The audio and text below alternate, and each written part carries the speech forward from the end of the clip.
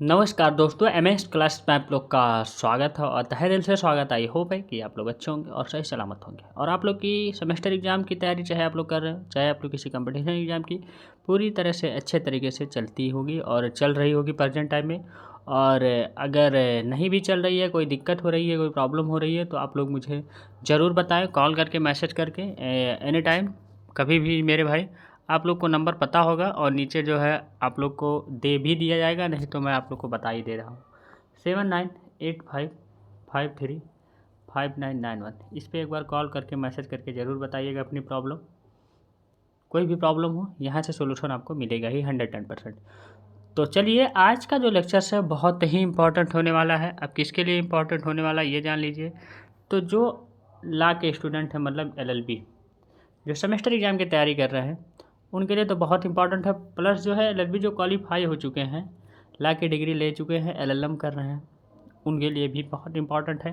बाकी आप लोग अगर एडवोकेसी में हैं तब भी जो है ये टॉपिक इंपॉर्टेंट है, या आप लोग जो है एक लॉयर हो चुके हैं, 10 साल 15 साल जो है आप लोग प्रैक्टिस कर लिए हैं, नहीं जानकारी है इसके बारे में, तब भी आप लोग के लिए है। या आप लोग जो है किसी जो है अदर जो है कोर्सेज से हैं, तब भी आप लोग के लिए, क्योंकि कानून जानना सबके लिए जो है एक बराबर है और कानून सबके लिए ही बना है, चाहे आप लोग लॉ के स्टूडेंट हो या ना हो मेरे भाई। बस ये एक वो रहता है कि वो इस चीज़ की पढ़ाई कर रहे हैं तो उन्हें ज़्यादा इंटरेस्ट रहता है, लेकिन आप लोग भी इंटरेस्ट दीजिए, ज़रूरी नहीं कि आप किसी से पूछने जाएँ, ठीक। तो चलिए, आज का जो है आप लोग को बता दूँ लेक्चर्स, ये आप लोग के रिवीजन क्लासेस है। जो भी टॉप 10 क्वेश्चन, मोस्ट इम्पॉर्टेंट जो भी टॉपिक है आप लोग के CPC से, जिसे हम लोग कहते हैं सिविल प्रोसीजर कोड 1908, ठीक। ये एक्ट है, इसी से हम लोग जो है पढ़ेंगे आज। जो है इसमें से फुल डिटेल्स वाइज क्वेश्चन आप लोग को देने पड़ेंगे, करीबन 1.5 घंटे तो देने ही पड़ेंगे मेरे भाई। तो आप लोग बने रहिएगा लास्ट तक और देखिएगा अच्छे तरीके से। बाकी आप लोग को कहीं से कुछ समझ में ना आएगा तब भी आप लोग कमेंट बॉक्स में कमेंट करके करिएगा मेरे भाई, बता दीजिएगा। और आप लोग अगर से एक रिक्वेस्ट है मेरे भाई, अगर आप लोग चैनल पर नए हो तो सब्सक्राइब करिएगा, बेल आइकन दबाइएगा और अधिक से अधिक वीडियो को शेयर करिएगा, जो कि एक ही जो है क्लास में आप लोग के सारे जो इम्पोर्टेंट टॉपिक कवर हो जा रहे हैं।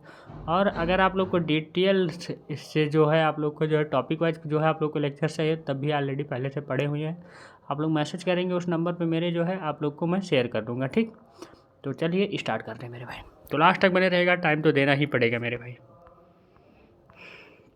देखिए, पहले बता दूं मैं आप लोग को क्या क्या पढ़ाऊंगा, टॉपिक पहले बता दूं। पहले नंबर आप लोग को है डिग्री पढ़ाऊंगा, ठीक। दूसरा टॉपिक आप लोग का है मेरे भाई सूट फॉर सिविल नेचर, क्या है, सूट फॉर सिविल नेचर। और तीसरा टॉपिक है आप लोग का जो है इसमें प्लीडिंग, जिसे हम लोग कहते हैं अभिवचन, प्लीडिंग हम लोग देखेंगे।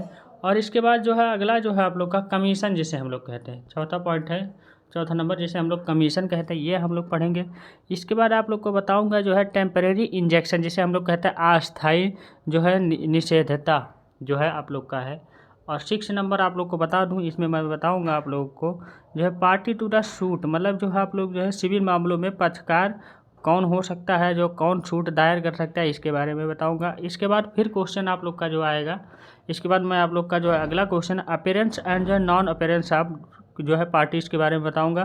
पक्षकारों और जो है पक्षकारों की उपस्थिति में या गैर उपस्थिति में के मामले में जो है आप लोग कैसे सारी चीज़ कर सकते हैं, इसके बारे में बताऊंगा। इसके बाद अगला जो आप लोग का टॉपिक रहेगा कि जो है पब्लिक न्यूसेंस है, जो है suit relating to public nuisance, सार्वजनिक उपद्रव के बारे में आप लोग को बताऊंगा कैसे जो है दायर किया जाता है, ठीक। तो इतना सब सारे जो है टॉपिक आप लोग को जो है जो भी इम्पोर्टेंट है टॉप 10 आप लोग को बता दूंगा इसमें। बाकी आप लोग का ये पार्ट फर्स्ट है, फिर अगले सेमेस्टर में अगर आप लोग जाएंगे, जो थर्ड सेमेस्टर के स्टूडेंट है, फोर्थ में जाएंगे, तब भी आप लोग को पढ़ना पड़ेगा। तो फिर वहाँ मैं आप लोग को जो है वो जो इम्पोर्टेंट और कुछ जो बचेगा उसमें मैं पढ़ाऊँगा, ठीक। तो चलिए अब स्टार्ट करते हैं। पहले हम लोग देखेंगे डिक्री वन, देखिए आदेश जिसे हम लोग कहते हैं, डिक्री और आदेश और निर्णय, मतलब डिक्री, जजमेंट और जो है आप लोगों का ऑर्डर, ये 3 पॉइंटें हम लोग देखेंगे और इसमें जो है अंतर जानेंगे, ठीक। चलिए स्टार्ट, ध्यानपूर्वक देखिएगा, नोट डाउन जरूर करिएगा। देखिए पहले टेबल कंटेंट देखिए, परिचय हम लोग देखेंगे, आदेश देखेंगे, डिक्री है, डिक्री के 3 वर्ग हैं ये देखेंगे। इसके बाद प्रारंभिक डिक्री, अंतिम डिक्री, आंशिक रूप से प्रारंभिक और आंशिक रूप से अंतिम डिक्री, निर्णय और निष्कर्ष के बारे में देखेंगे, ठीक। तो अब हम लोग देखते हैं इंट्रोडक्शन, परिचय। अब अगर आप लोग इंग्लिश मीडियम के स्टूडेंट हैं तब भी आप लोग पढ़ सकते हैं मेरे भाई। एक बार अगर समझ गए इसे तो आप लोग जो है अच्छे तरीके से जो है वहाँ एक्सप्लेन कर सकते हैं, मतलब वहाँ जो है आप लोग जो है बढ़िया तरीके से उसको जो है ट्रांसलेट कर सकते हैं। देखिए अब इंग्लिश और हिंदी दोनों में मैं पढ़ाऊँगा तो इतना समय टाइम नहीं, आप लोग का वीडियो बहुत बड़ा हो जाएगा। हाँ, वीडियो पढ़े हुए हैं इंग्लिश हिंदी दोनों में, वो जा कर के देखिएगा मेरे भाई, तब वहाँ समझ में। इसमें जो मैंने पूरा हिंदी कर दिया है, लेकिन कहीं न कहीं जहाँ ज़रूरत पड़ेगी मैं इंग्लिश में एक्सप्लेन करूँगा, आप लोग को बताऊँगा, ठीक। तो दोनों लोग मीडियम के स्टूडेंट देख सकते हैं, चाहे किसी भी यूनिवर्सिटी से हो। देखिए आदेश, डिक्री और निर्णय के कानूनी शब्दों के बीच अंतर को समझे बिना सिविल प्रक्रिया संहिता 1908 और विशेष रूप से अदालतों के कामकाज के बारे में पूरी तरह जानिए। आदेश जानिए, ऑर्डर। कानूनी भाषा में आदेश एक दीवानी सिविल अदालत के जो है फैसले की जो है औपचारिक फॉर्मल अभिव्यक्ति है। देखिए थोड़ा फास्ट इसमें रहेगा, जहाँ जहाँ लगेगा मुझे समझाने की जो है वो है वहाँ वहाँ मैं आपको समझाऊंगा, जहाँ नहीं लगेगा आप लोग खुद समझ जाइएगा। इसमें कुछ करना नहीं है मेरे भाई, मैं इतना अच्छे तरीके से प्रिपेयर कर दिया हूँ, इतना अच्छे तरीके से जो है नोट को तैयार कर दिया हूँ, नहीं तो आप लोग के वीडियो बहुत बड़े हो जाएंगे, ठीक।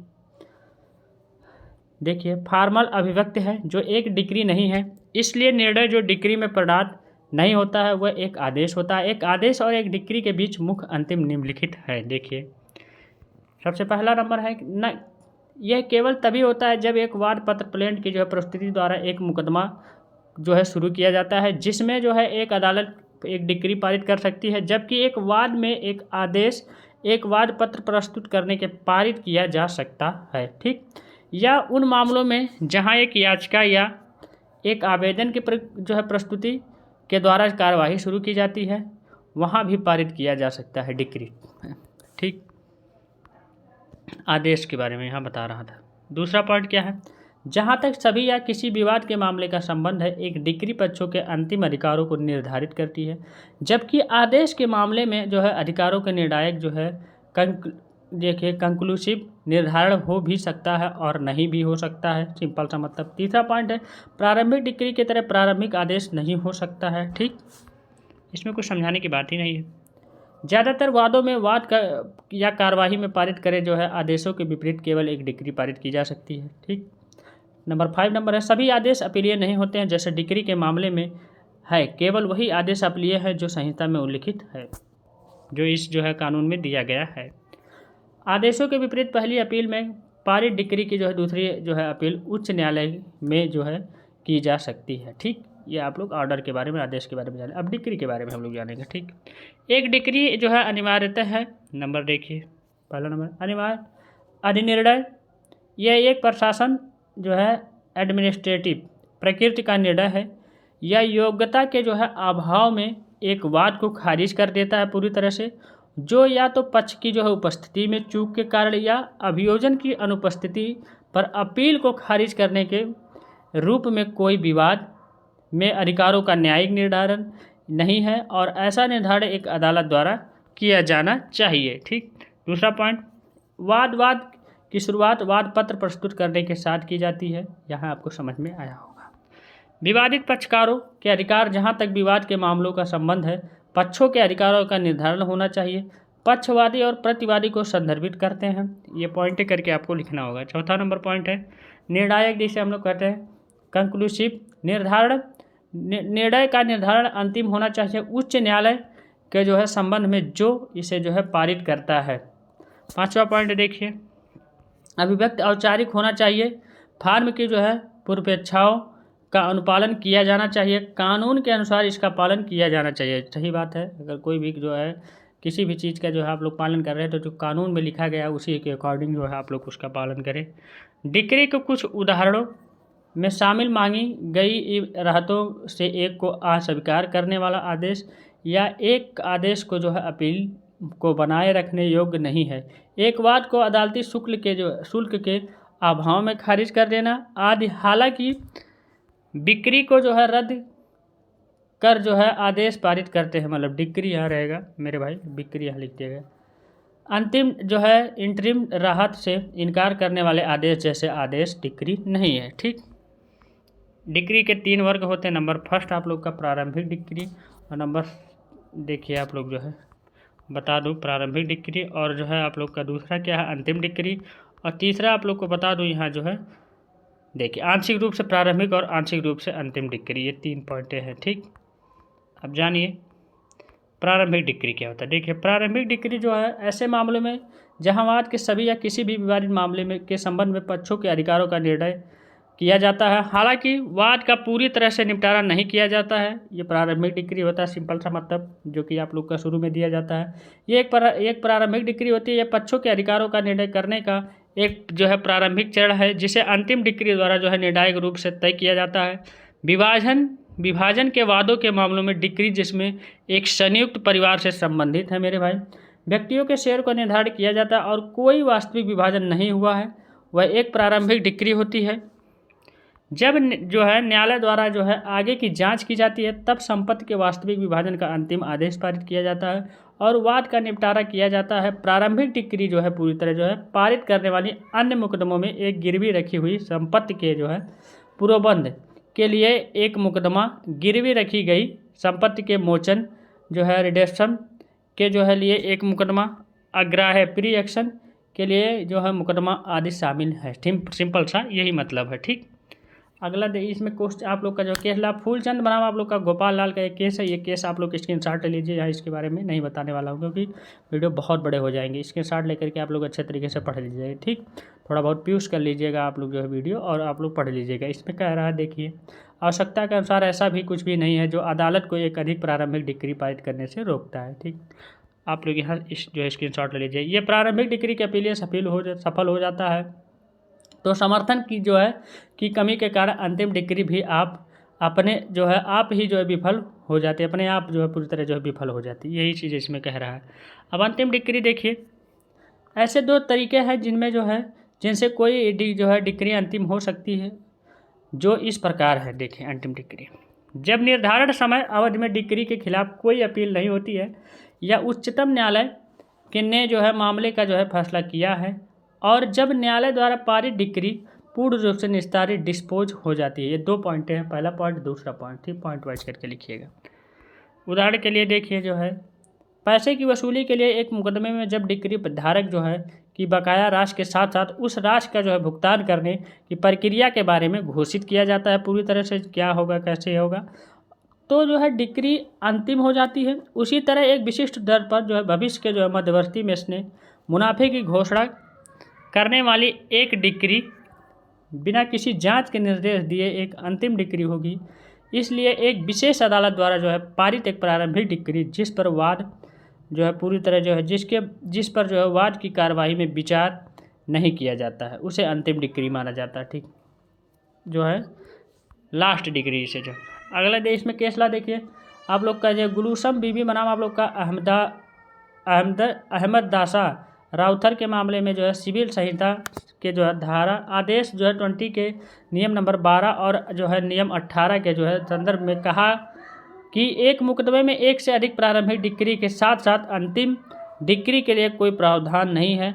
एक वाद में दो अंतिम डिक्री होने से पहले वाले को एक अंतिम डिक्री कहना होगा जो एक मिथ्या नाम पर होगा और अंतिम नहीं होगा। हालांकि इस निर्णय को जो है काशी बनाम आप लोग का रामनाथन जो है चटियार के मामले में पूरी तरह जो है खारिज कर दिया गया था, जिसमें इसी प्रश्न पर जो है विस्तार से विचार किया गया था। पूरी तरह से यह माना गया था कि एक से अधिक प्रारंभिक डिक्री के साथ साथ एक से अधिक अंतिम डिक्री की संभावना हो सकती है। मतलब एक से अधिक जो भी होगी प्रारंभिक डिक्री और एक से अधिक जो है अंतिम डिक्री के जो है पूरी तरह जो है संभावना वही चीज़ हो सकती है, मतलब ये भी हो सकता है, यही चीज़ कह रहा है।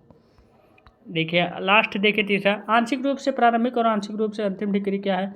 यह संभव है कि एक डिक्री आंशिक रूप से अंतिम और आंशिक रूप से प्रारंभिक हो सकती है। उदाहरण के लिए देखिए, मध्यवर्ती मुनाफे के साथ अचल संपत्ति के कब्जे के मुकदमे के मामले में अदालत द्वारा निम्नलिखित आदेश पारित किए जाते हैं। नंबर फर्स्ट देखिए, संपत्ति के कब्जे के लिए जो अंतिम डिक्री है, संपत्ति के कब्जे के लिए अंतिम डिक्री जारी की जाती है।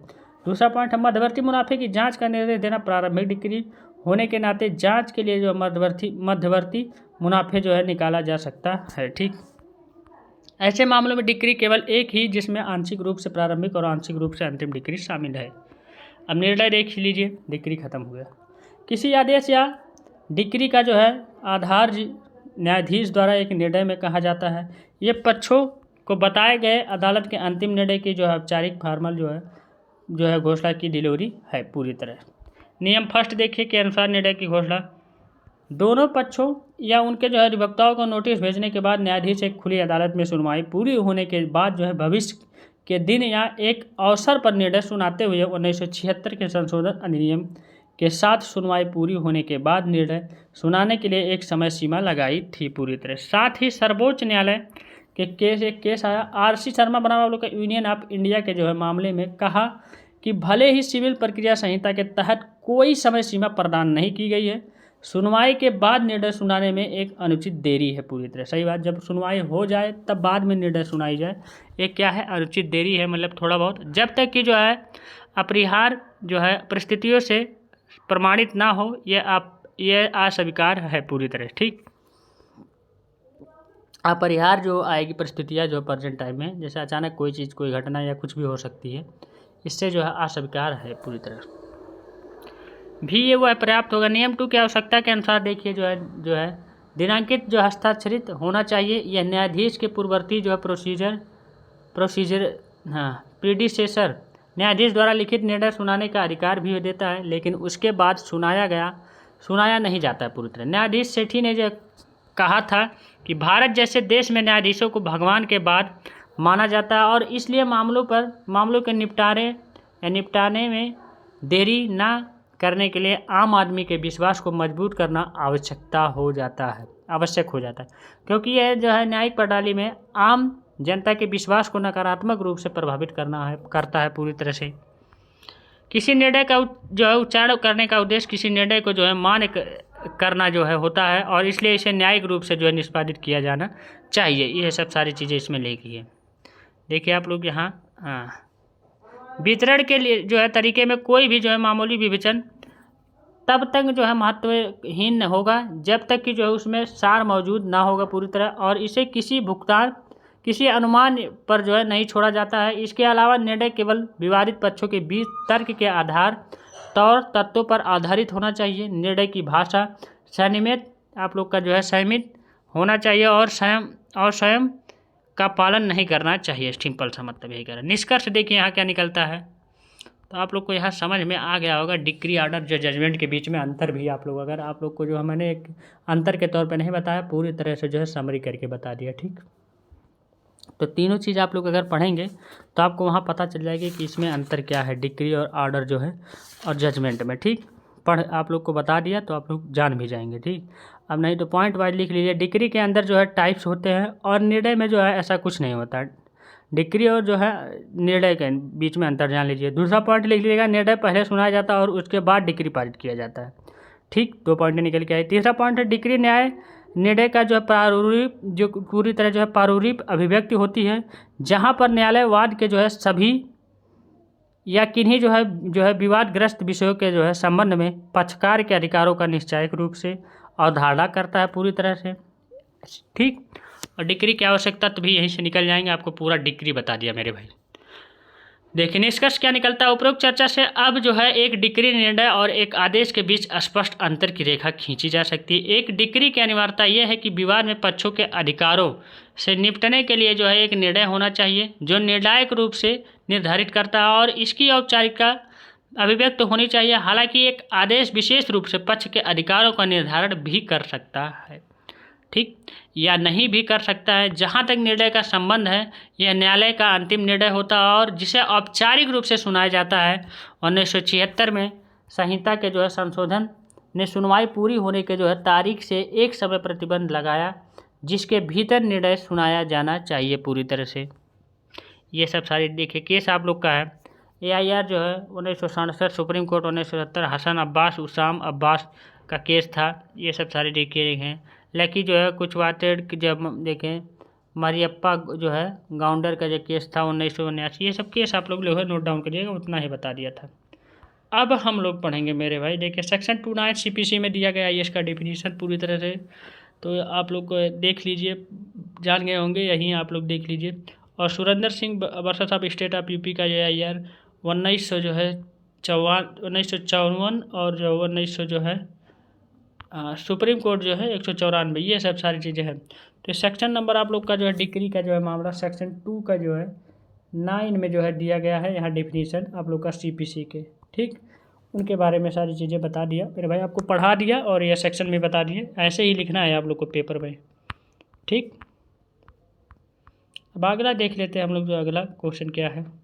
जानिए क्या होते हैं सिविल प्रक्रिया के जो है वाद, मतलब आप लोग जो है इसे इंग्लिश में हम लोग को जो है क्या कहते हैं आप लोग को बता दूं तो आप लोग को बताया भी था। जैसे हम लोग कहते हैं सूट जो है सूट ऑफ सिविल नेचर के बारे में, ये जो है प्रकृति के बारे में, सिविल प्रकृति के बारे में वाद कैसे, ये सब सारी चीज़ें हैं, ठीक। चलिए स्टार्ट करते हैं। ये देखिए, हम ये जानते हैं कि हाँ जहाँ भी और जब भी हमारे अधिकारों का हनन होता है तो कानून के अंतर्गत उसके संबंध में हमें उपचार उपाय भी उपलब्ध कराए गए हैं। सही बात है। हालांकि हम उन उपचारों को प्राप्त करने के लिए जो है किस फोरम में जाना है, यह इस बात पर निर्भर करता है कि हमारे किस प्रकार के अधिकार का हनन हुआ है। और मौजूदा लेख में हम सिविल प्रकृति के जो है उन मामले के बारे में बात पूरी तरह अच्छे तरह से विचार जो कि पूरी तरह से सिविल अदालतों द्वारा किया जा सकता है। सिविल प्रक्रिया संहिता 1908 की धारा 9 में यह प्रावधान है कि दीवानी अदालतों के पास सभी जो है सिविल स्वभाव प्रकृति के मामले के विचारण का अधिकार होगा। जो दीवानी मामले होंगे वो सब सारी चीज़ें जो है इसके विचारण जो है कि जो है प्रावधान के मामले का जो है इनका पूरी तरह अधिकार होगा। हालांकि इनमें वह जो है मामले शामिल नहीं होंगे जिन मामलों का सिविल अदालत द्वारा संज्ञान लिया जाना चाहिए। स्पष्ट यह है, यह निहित रूप से वर्जित किया गया है पूरी तरह से। सिविल प्रकृति के जो है सूट क्या है ये जानिए। तो यह संहिता की धारा 9 के जो स्पष्टीकरण फर्स्ट और सेकंड के द्वारा जो है समझाया गया है। स्पष्टीकरण फर्स्ट के अनुसार वह वाद जिसमें संपत्ति संबंधी या जो है पद संबंधी अधिकार जो है प्रतिवादी है इस बात के जो है होते हुए भी कि ऐसा अधिकार धार्मिक कृत्यों या कर्मों संबंधी प्रश्नों के जो भी निश्चय या पूर्ण रूप से अवलंबित है, सिविल प्रकृति का वाद है।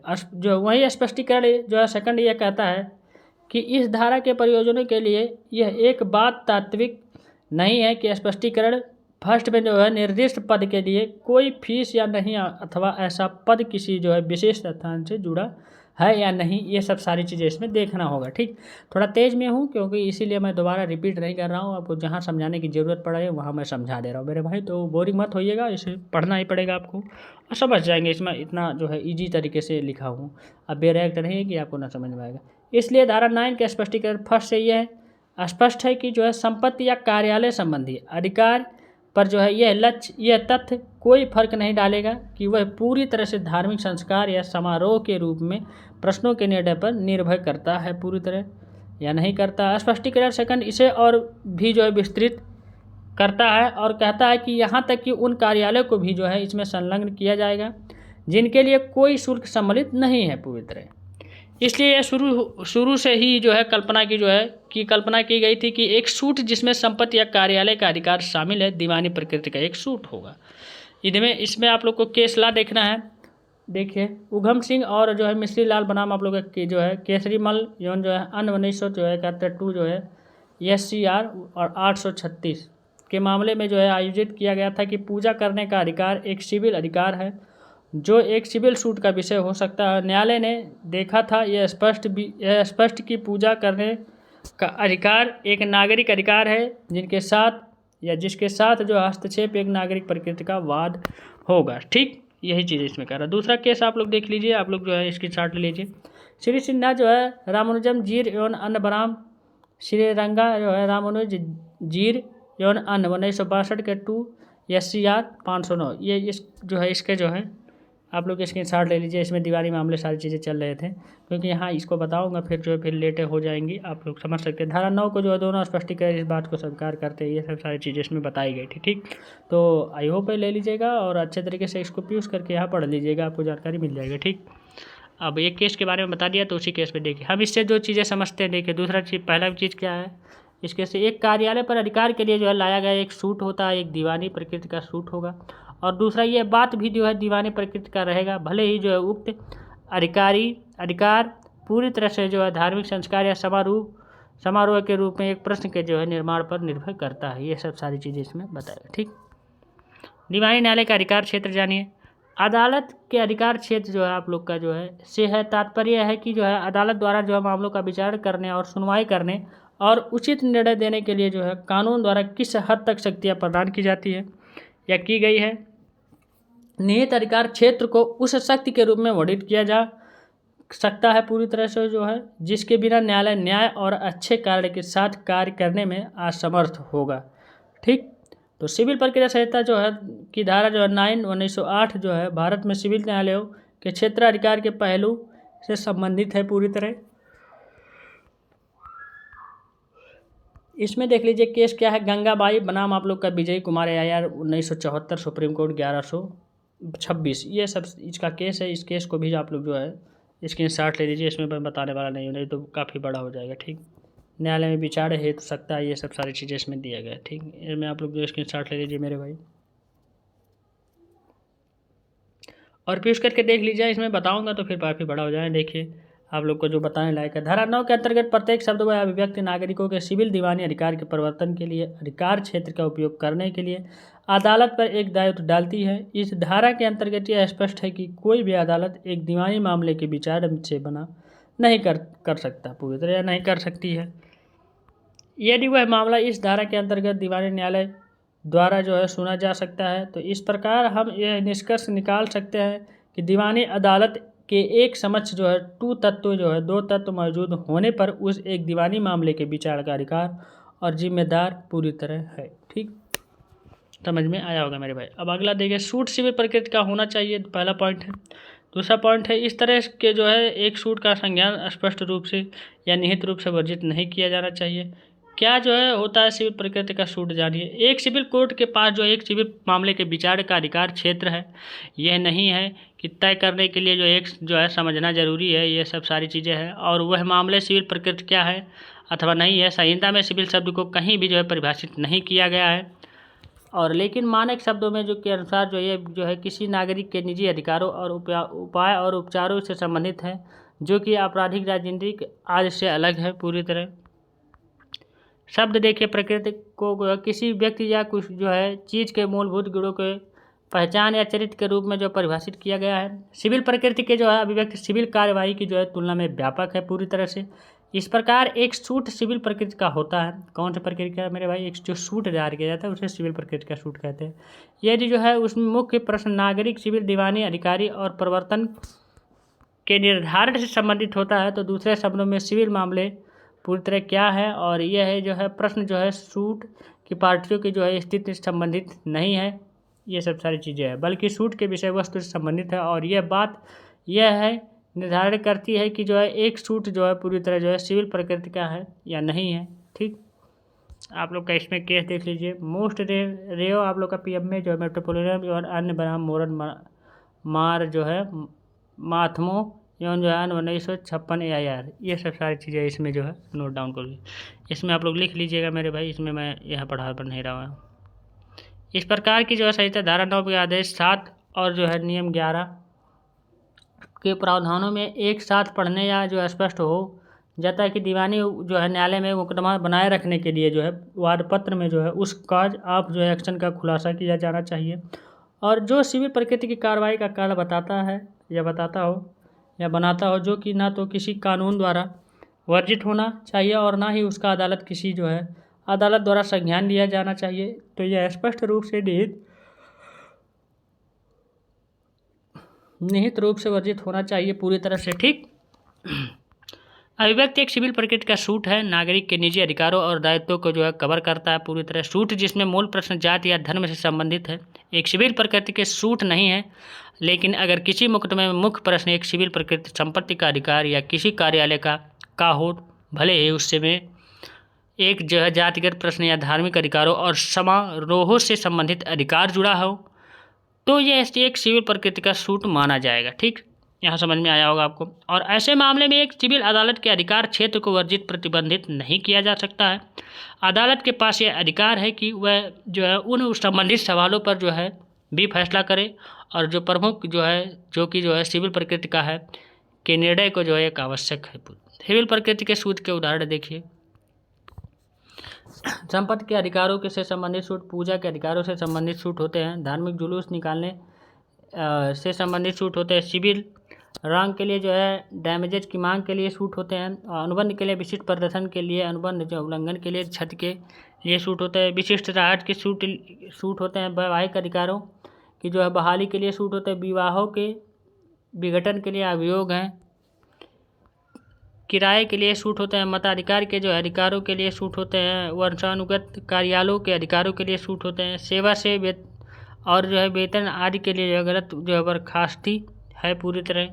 ठीक, अब अगला देखिए, निम्नलिखित सिविल प्रकृति के सूट नहीं है, कौन कौन नहीं है ये जान लीजिए। तो मुख्यतः जातिगत प्रश्नों से संबंधित सूट, पूरी तरह से धार्मिक संस्कार या समारोह में शामिल होने वाले सूट, ये सब सूट जो है नहीं है।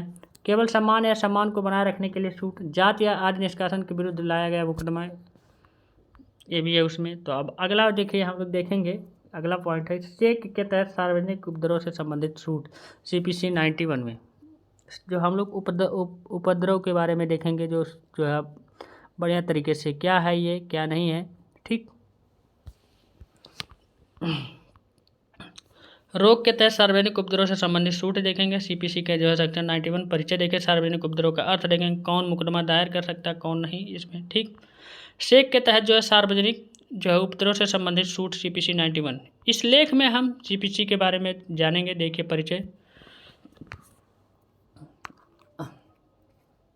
तो मेरे भाई पूरी तरह आपको समझ में आ रहा होगा, बाकी कोई दिक्कत हो रहा होगा तो ज़रूर बताइएगा। अभी आधुनिक समय में सार्वजनिक उपद्रव जो है संख्याएँ है, चाहे वह जो है लाउड स्पीकरों का शोर हो, या निर्णायक या निर्माण का शोर हो, या अनावश्यक रूप से हार्न बजाना हो, सार्वजनिक पार्क में जो है धूप को रोकना हो, आदि उपद्रव को जो है 2 श्रेणियों में वर्गीकृत किया जा सकता है, सार्वजनिक उपद्रव और निजी उपद्रव। ठीक, यह हम केवल जो है लोक न्यूसेंस से संबंधित मुकदमे पर चर्चा करेंगे। सार्वजनिक उपद्रव खेल को जो है CPC की धारा 91 के जो है प्रेरित करता है, जो कि सार्वजनिक उपद्रव के अपराध के लिए जो है एक सिविल सूट की संस्था के लिए प्रक्रिया निर्धारण करता है।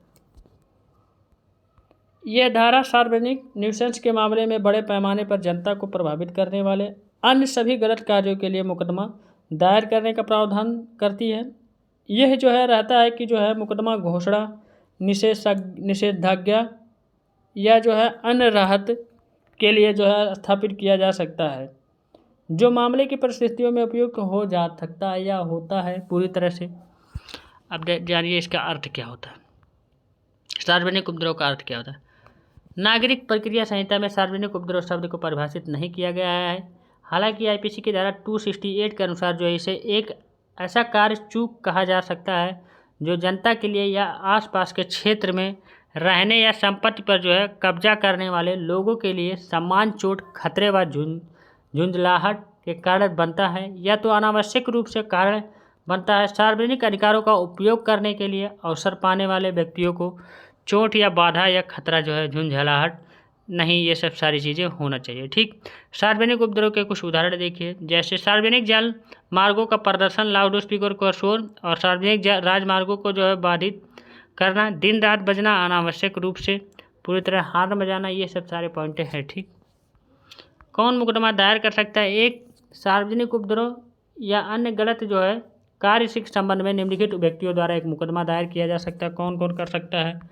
महाधिवक्ता द्वारा हो सकता है, न्यायालय की अनुमति से 2 या 2 से अधिक व्यक्तियों द्वारा, या किसी निजी व्यक्ति द्वारा यदि जो है उस विशेष क्षति हुई हो। उपाय क्या है जानिए। लोक न्यूसेंस से विरुद्ध उपलब्ध जो है कुछ उपाय इस प्रकार है। नंबर फर्स्ट, सार्वजनिक न्यूसेंस करने वाले व्यक्ति को जो है भारतीय दंड संहिता की धारा 290 के तहत दंडित किया जा सकता है। मजिस्ट्रेट जो है CRPC की धारा 133 और 143 के तहत जो सारांश शक्ति का जो है प्रयोग करके जो है कुछ विशेष परिस्थितियों में सार्वजनिक उपद्रव को जो है दूर कर सकते हैं पूरी तरह। CPC के धारा 91 क्लॉज फर्स्ट के जो है तहत जो है अलगाव छत के जो है सबूत के बिना घोषणा, निषेधाज्ञा या जो अन्य उपस्थिति जो है राहत के लिए मुकदमा दायर किया जा सकता है पूरी तरह। ठीक, अगला पॉइंट देखिए, एक निजी व्यक्ति द्वारा जो है एक मुकदमा दायर किया जाता है, जो कोई भी निजी व्यक्ति हो उसके द्वारा भी मुकदमा दायर किया जा सकता है, जहां उसे CPC की धारा 91 के क्लॉज A के तहत जो विशेष जो है नुकसान हुआ है, इसके तहत तब मुकदमा वो भी दायर कर सकते हैं। अपील करना, सार्वजनिक उपद्रव या जनता को जो है प्रभावित करने वाले अन्य गलत कार्य, ये धारा 104 CPC के जो है लिए मुकदमा दायर करने की जो अनुमति देने से इनकार करते वाले या करने वाले आदेशों के खिलाफ जो अपील की जो है की जा सकती है पूरी तरह। ठीक, अब अगला देखें, तथ्यों के अभिवचन, मतलब अब हम लोग देखेंगे जो है प्रीडिंग के बारे में। तो हम लोग वो टॉपिक ख़त्म कर चुके हैं, तो हम लोग अब चौथे टॉपिक पे पढ़ रहे हैं, जिसे हम लोग कहते हैं प्रीडिंग के बारे में। अब प्लीडिंग ध्यान दीजिए क्या है क्या नहीं। प्लीडिंग जैसे हम लोग कहते हैं अभिवचन, ठीक, यहाँ लिखा होगा मस्ट्रेट and fact of the not law, क्या है अभिवचन का पहला मूल नियम यह है कि अभिवचन केवल उन्हीं तथ्यों तक जो है सीमित रहे जिन पर जो है पक्षकार अपने दावों को जो है आश्रित या आश्रय में रियली करते हैं, और यह कार्य न्यायाधीश का है कि वह उन तथ्यों से जो है पूरी तरह विधि का जो है अनुमान इन्फ्रेंस निकाले। ठीक, अभिवचन में ना तो विधि के उपबंधों का जो और ना ही जो है विधि के परिणामों का तथ्यों और विधि के जो है मिश्रित परिणामों का अभिवचन या अभिकथन किया जाना चाहिए। सिविल प्रक्रिया संहिता के आदेश 6 और नियम 2 स्पष्ट रूप से यह कथन करता है कि प्रत्येक अभिवचन में सूक्ष्म में केवल उन महत्वपूर्ण तत्वों का एक कथन रहेगा जिन पर कि जो अभिवचन करने वाला पक्षकार अपने दाव या अपनी प्रतिरक्षा के लिए जो है निर्भर करता है। पूरी तरह वाद पत्र में उन तथ्यों का सारभूत रूप से कथन किया जाना चाहिए जिनसे वादी का मामला बनता है। पूरी तरह कोई भी वादी हो उसका मामला सही तरीके से बनता, और उसकी जो है रचना इस प्रकार की जानी चाहिए कि जो है उससे दूसरी जो है पार्टी या उससे दूसरी पार्टी में मेरे भाई जो है यह जान ले कि जो है किस मामले का सामना करना है या नहीं करना है। ये सब सारी चीज़ें होना चाहिए। नियम प्रतिवादी के जो अभिवचन के संबंध में भी लागू होते हैं। अपवाद देखिए, एक्सेप्शन, इस मूल नियम के जो अभिवचन के तथ्यों का कथन होना चाहिए ना कि विधि का। ठीक, निम्नलिखित अपवाद है। देखिए, न्यायिक सूचना होता है, आप लोग इसके बारे में पढ़ लीजिएगा, यहाँ मैं पढ़ाने वाला नहीं हूँ। न्यायिक सूचना जो है जुडिशियल नोटिस है, आप लोग जो है इसके साथ ले लीजिए। ठीक, ये पॉइंट ही लिख देंगे तो बहुत हो जाएगा। विधि का आपत्तियाँ है, लीगल जो ऑब्जेक्शन है। अब यहाँ देख लीजिए आप, रेस्ट जुडिकाटा, मर्यादा, लिमिटेशन, ये जुरिसडिक्शन, विबंधन, ये सब सारी आसानी से किया जा सकता है। ठीक, ये पॉइंट है। आप लोग जो issue of 46 of law of निर्मित, इसके साथ जरूर लीजिएगा। देखिए, बीरजन पुराण जो है पूर्वधारा के विषय, ये सब सारी चीज़ें इसमें दिया है। क्या दिया गया है, ये आप लोग के जो आदेश 6 और नियम 13 के जो अनुसार ऐसी पूर्ण धाराओं वे होती है जिनकी पूर्ण धारणा किए जाने वाले आवश्यक नहीं होती है। पूरी तरह जिनकी पूर्ण धारणा न्यायालय कर सकता है। उदाहरण के लिए देखिए, किसी वचन पत्र के आधार पर लाए गए किसी वाद को जो है प्रतिफल का अभिकथन करने की आवश्यकता नहीं होती है, क्योंकि प्रक्रमांक निम्नलिखित अधिनियम 1881 और एक्ट जो की धारा 118 के तहत तो आधान पर जो प्रतिफल पूर्ण या पूर्व धारणावादी के पक्ष में की जाती है। ठीक, ये चीज़ आपको समझ में आए। ऐसे विषय जिनकी सिद्धि या भार दूसरे पक्षकार करते हैं, बर्डन ऑफ प्रूफ पे जो है लेस ऑन द पार्टी। तीसरा है, इस प्रकार बंद जो बाउंड मान करने वाले जो है किसी तथ्य को सिद्ध करने का भार प्रतिवादी पर रहता है, इसलिए जो है वादी को एक अभिकथन करने की जरूरत नहीं होती है। प्रतिवादी के बंद पत्र या निष्पादन किए जाने की अवस्था में इस तथ्य को सिद्ध करने का भार जो है बंद पत्र उसको पढ़कर सुना समझा दिया गया है, और जो है उसने उसका निष्पादन स्वतंत्र परामर्श के बाद उनकी जो है अपनी स्वतंत्र इच्छा से किया वादी पर रहता है, और इसलिए उसको जो उनका अभिवचन करना भी होगा। तीसरा पॉइंट, ठीक, आपको समझ में आया होगा। अब देखिए, अनुप्रेरणा के विषय जो मैटर्स ऑफ जो है इंक्लूडमेंट, ये चौथा पॉइंट है अनुप्रेरणा के विषय के बारे में। जो पक्षकारों के नाम उसके द्वारा किए जाने वाला जो है व्यवसाय, उनके बीच होने वाले संबंध और विवाद पैदा होने के अन्य संबंध में परिस्थितियों का कथन करना वांछनीय होता है। पूरी तरह से इन तथ्यों को अनुप्रेरणा के विषय कहते हैं। महत्वपूर्ण तथ्य तो नहीं होते हैं, लेकिन इनके लिए इसलिए इजाज़त दी गई है कि वाद में आने वाली बातों को पूरी तरह बातों की जो है व्याख्या करते हैं। ठीक, देखिए, जो है तथ्य ना कि साक्ष्य के उल्लेख किया जाना चाहिए। पांचवा पॉइंट है फैक्ट ऑफ, ये आप लोग जो है तथ्य दो प्रकार के होते हैं, सिद्ध करने वाले तथ्य और जो है तथ्यों का साक्ष्य जिनके द्वारा उन्हें सिद्ध किया जाना चाहिए। ये दो चीज़ें हैं, आप लोग स्क्रीनशॉट ले लीजिए और पढ़ लीजिएगा मेरे भाई, यहाँ मैं पढ़ाने वाला नहीं हूँ। ठीक, वो पॉइंट ही जान के बहुत है, ये नहीं तो बड़ा लेक्चर वैसे ही हो जाए। इस नियम के जो है व्यवहारिक उपयोगिता के practical applicability of this rule के बारे में आप लोग पढ़ लीजिए। ठीक, व्यवहारिक उपयोगिता, व्यवहार प्रक्रिया संहिता में 3 ऐसे नियम बनाए गए हैं जिस पर जो है सामान्य नियम व्यवहारिक है। इस नियम का व्यवहारिक उपयोगिता क्या है, देखिए, पहला नंबर है मन की स्थिति होती है जो है कंडीशन ऑफ माइंड, जहाँ देश कपटपूर्ण आशय ज्ञान या किसी जो है व्यक्ति के मन की जो है अन्य स्थितियों का अभिकथन करना महत्वपूर्ण हो, वह उसका अभिकथन एक तथ्य के रूप में बिना उन परिस्थितियों को प्रस्तुत किए जिनसे जो है उसका अनुमान किया जाता है, ये पर्याप्त होगा। ये सब सूचना नोटिस के द्वारा किया जाता है। नोटिस आप समझ सकते हैं नोटिस का मतलब क्या होता है। यहाँ आप लोग इसे स्टार्ट लीजिए। विपक्षी समुदाय संबंध जो है करके जो है employed of contract of the relation के बारे में दिया जा सकता है, ये बातचीत अन्यथा करके। ये भी जो इसके साथ तथ्यों का कथन संचय में शुद्धता और निश्चितता के जो होना चाहिए। ब्रीफ बट जो है clear under defined statement of fact, इसको भी आप लोग स्क्रीनशॉट ले लीजिए। मैं एक जो आराम से चला दे रहा हूँ स्लाइड, और रोक करके ले लीजिएगा क्योंकि यहाँ मैं इसको बताऊँगा तो दिक्कत हो जाएगी आप लोग के लिए। अभिवचन के समान नियम और जनरल रूल क्या हैं ये जानिए। अभिवचन के अनावश्यक तथ्य जो कि जो है विधि के विषय ऐसे तत्व से महत्वपूर्ण नहीं है, छोड़ दिया जाए। महत्वपूर्ण तथ्यों का अभिकथन पूरी तरह करते हैं, समय अनावश्यक तथ्यों को छोड़कर दिया जाए। महत्वपूर्ण तत्वों का अभिकथन करने में उपयोग में लाई जाने वाली भाषा पर उचित जो है ध्यान दिया जाना चाहिए। देखिए यथासंभव अनावश्यक पर जो है क्रिया विशेषण एडवर्ब एंड जो है एडजेक्टिव के बारे में बताया गया। ठीक, दस्तावेज के जो है शब्दों को पुनरावृत्ति किए बिना जो है उसके विधिक प्रभाव का कथन संक्षिप्त रूप में लिया जाना। अगला पॉइंट है, जहाँ जो है वहीं द्वेष या कपट आशय ज्ञान या चित्त की अन्य दशा का अभिकथन करना महत्वपूर्ण है।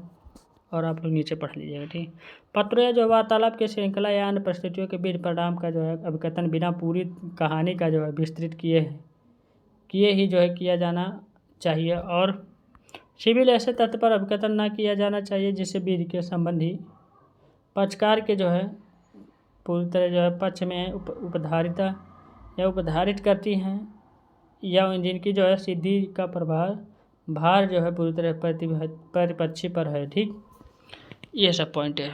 निम्नलिखित बातों का ध्यान में रखने का यथार्थवादी के सिद्धांत, कौन कौन सी बातें ध्यान में रखना। व्यक्तियों और संस्थानों का सही नाम और वर्णन दिया जाना चाहिए।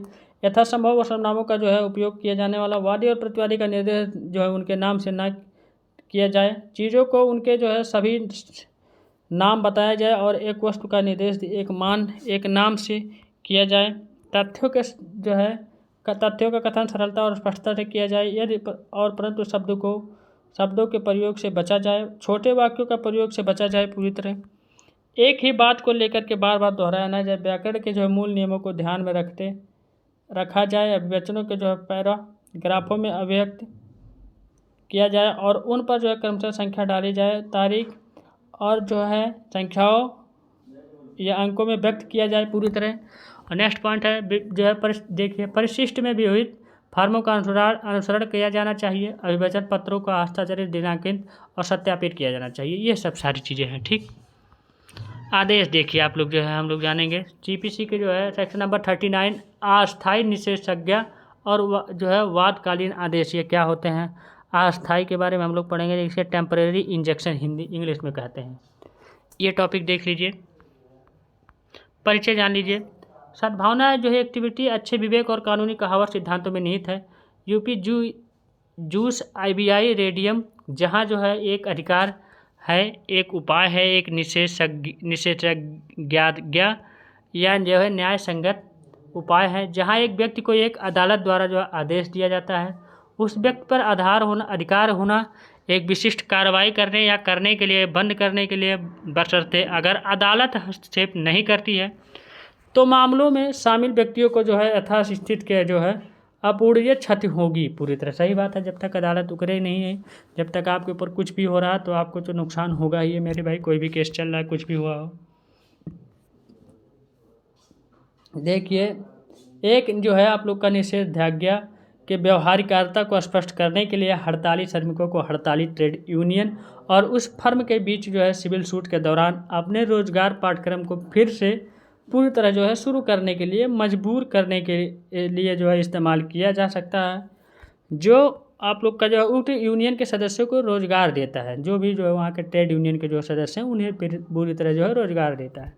यह लेख नागरिक प्रक्रिया संहिता 1908 के आदेश धारा 99 के जो है 39 पर जो विशेष जोर देने के साथ जो है जो है पूरी तरह जो है धाज्ञा के बारे में चर्चा करेगा, जो कि अस्थायी निषेधाज्ञा और जो है वादकालीन आदेश देने की प्रक्रिया पर जो है प्रकाश डालता है। ठीक, देखिए निषेधाज्ञा की प्रकृति क्या होती है। जैसा कि किसी कानून अवधारणा के मामले में होता है, न्यायशास्त्र के पूरे इतिहास में निषेधाज्ञाएँ कई परिभाषाओं के जो है अधीन रही है। यानी जायस ने इसे जो है एक उपचारात्मक आदेश के रूप में परिभाषित किया है, जिसका सामान्य उद्देश्य सूचित पार्टी के जो है कुछ गलत कार्यों के आयोग को रोकना है। बर्नी ने क्या कहा है? बर्नी ने कहा अवधारणा को इस रूप से परिभाषित किया है कि जो है परिभाषित करने का प्रयास किया एक न्यायिक प्रक्रिया संहिता द्वारा आक्रमण करने वाले या दूसरे के जो अधिकारों का आक्रमण करने की जो है धमकी देने वाले को इस तरह के गलत कार्य को जो है जारी रखने का या शुरू करने से रोक दिया जाना चाहिए पूरी तरह। ठीक, लेकिन शायद जो परिभाषा समग्र रूप से निषेधाज्ञा के सार को जो है पकड़ती है, पूरी तरह जो है उसे इकट्ठा करती है, वह जो है हल्सबरी द्वारा जो है प्रदान की गई है, जिसने जो है दावा किया था कि एक निषेधाज्ञा एक न्यायिक जो है प्रक्रिया है जिसके तहत एक पक्ष किसी विशेष कार्य या कार्य करने या करने से परहेज करता है। ठीक, 3 महत्वपूर्ण धाराओं की विशेषता इसमें बताई गई है। देखिए कौन कौन सी धाराएं, ये आप लोग पढ़ लीजिएगा। देखिए 3 पॉइंट है। देखिए चिरस्थायी निषेधाज्ञा, देखिए क्या निषेधाज्ञा क्या है। निषेधाज्ञा क्या अन्य व्यापक दृढ़ और अस्थायी आप लोग का निषेधाज्ञा समकक्ष जो अस्थायी निषेधाज्ञा, जैसा कि विशिष्ट राहत अधिनियम 1963 की धारा 37 द्वारा परिभाषित पूरी तरह जो किया गया। सुनवाई में जो है किए गए डिक्री और मुकदमे की योग्यता के आधार पर जो प्रतिवादी इस प्रकार अस्थायी रूप से संलग्न है एक अधिकार के जो है दावे से या एक ऐसे कार्य के जो है आयोग से जो वादी के जो अधिकारों को विपरीत पूरी तरह करेगा या होगी। ठीक, अस्थायी निषेधाज्ञा और इसके मूल सिद्धांत क्या है। संक्षेप में एक अस्थायी निषेधाज्ञा मामले के लंबित रहने के दौरान विवादित संपत्ति के संबंध में पक्षों की यथास्थिति बनाए रखने के लिए एक अंतरिम उपाय है पूरी तरह मेरे भाई। भारतीय कानून में अस्थायी निषेधाज्ञा का उद्देश्य एक पक्ष को उसके अधिकार के उल्लंघन से चोट के खिलाफ मुकदमे की रक्षा करना है। इसका सिंपल सा मतलब, इसका मतलब यही है मेरे भाई, जिसके लिए मुकदमे में उसके पक्ष में अनिश्चितता का समाधान होने पर कार्रवाई में वसूली योग्य क्षति में उसे पर्याप्त रूप से मुआवजा नहीं दिया जा सकता है। ठीक, उपरोक्त उद्देश्य के मैसर से गुजरात जो है पोर्टलिंग कंपनी लिमिटेड और अन्य बनाम कोका कोला कंपनी जो है और अन्य के मामले में जो है उजागर किया गया था पूरी तरह 1995 में। ठीक, अस्थायी निषेधाज्ञा क्या है के लिए आवश्यक क्या है। देखिए दलपत कुमार और अन्य बनाम जो है प्रहलाद जो है सिंह और अन्य जो है 1991 के जो मामले में अस्थायी निषेधाज्ञा प्रदान करने के लिए जो 3 मुख्य आवश्यकताओं का समाधान है पूरी तरह। प्रथम क्या देखिए, प्रथम दृष्टता मामला है। इन मामलों के लिए आप लोग जो है स्क्रीनशॉट, एक सूट में गंभीर रूप से विवादित प्रश्न होता है। ठीक, ये आप लोग स्क्रीनशॉट ले लीजिए और पढ़ लीजिएगा मेरे भाई। देखिए, और दूसरा है क्या, अपूरणीय क्षति होती है पूरी तरह जो है यदि मुकदमे में कानूनी अधिकार स्थापित होने से पहले किसी व्यक्ति द्वारा मुकदमे के संबंध में अपूरणीय क्षति होती है तो यह घोर अन्याय का कारण होना चाहिए। ठीक, और बाकी आप लोग स्क्रीनशॉट ले लीजिए, उतना जानना ही जरूरी था और उतना ही जान जाएंगे। नाम खरीद जान लीजिए तब भी आप लोग लिख सकते हैं। ठीक, सुविधा का संतुलन क्या है ये भी आप लोग देख लीजिए। अदालत के पार्टियों के मामले में तुलना की आवश्यकता या तुलनात्मक शरारत या असुविधा निषेधाज्ञा को रोकने के लिए जो है मुकदमा करने की संभावना और उससे अधिक होगी जो इसे जो है पूरी तरह देने की से जो है आने की संभावना है। एक अस्थायी या निषेधाज्ञा को जो है कब खारिज किया जा सकता है ये जान लीजिए। जिन परिस्थितियों में एक अस्थायी निषेधाज्ञा दी जाती है, सिविल प्रक्रिया संहिता 1908 के आदेश 39 और नियम नंबर 1 द्वारा जो है शासित होती है, जिस पर जो है बाद में चर्चा की जाएगी। इस प्रकार के उदाहरण पर चर्चा करने की अनिवार्यता होती है। विशिष्ट राहत देखिए आप लोग का धारा जो है विशिष्ट राहत 1963 की धारा 41 में रेखांकित किया गया है पूरी तरह। पहला पॉइंट है, किसी भी व्यक्ति को जो मुकदमे की संस्था में न्यायिक कार्रवाई चलाने में से रोकें या जिसमें निषेधाज्ञा की मांग की गई हो जब तक कि जो है कार्रवाई की जो है बहुलता को रोकने के लिए संयम या आवश्यक ना हो। ठीक, दूसरा पॉइंट देखिए, किसी भी व्यक्ति को उस अदालत में किसी भी कार्यवाही को शुरू करने या मुकदमा चलाने से रोकने के लिए जो उसके अधीन नहीं है, जिससे निषेधाज्ञा मांगी गई हो पूरी तरह से। तीसरा पॉइंट है किसी भी व्यक्ति को किसी भी विधायी निकाय में आवेदन करने से रोकना होगा। चौथा पॉइंट है किसी भी व्यक्ति को जो आपराधिक मामले में जो है कोई कार्रवाई शुरू करने या मुकदमा चलाने से रोकने के लिए है। पांचवा पॉइंट है एक अनुबंध के उल्लंघन को रोकने के लिए जिसका प्रदर्शन विशेष रूप से लागू नहीं किया जा सकता है। अगला पॉइंट है इसमें उपद्रव के आधार पर जो है रोकने के लिए एक ऐसा कार्य जिसके बारे में यह जो है यथोचित रूप से पूरी तरह जो है स्पष्ट नहीं है कि यह एक जो है उपद्रव होगा कि नहीं है, सिंपल सा मतलब। अगला पॉइंट देखिए 7 नंबर है एक निरंतर उल्लंघन को रोकने के लिए जिसमें वादी ने सहमत व्यक्त की है। 8वां पॉइंट है जब भरोसे के उल्लंघन के मामले को छोड़कर जो कार्यवाही के किसी अन्य समान तरीके से समान रूप से प्रभावी राहत निश्चित रूप से प्राप्त की जा सकती है जब वादी या उसके जो है अभिकर्ताओं का आचरण ऐसा रहा हो जिसके वह न्यायालय सहायता के लिए जो है अयोग्य हो गया हो पूरी तरह।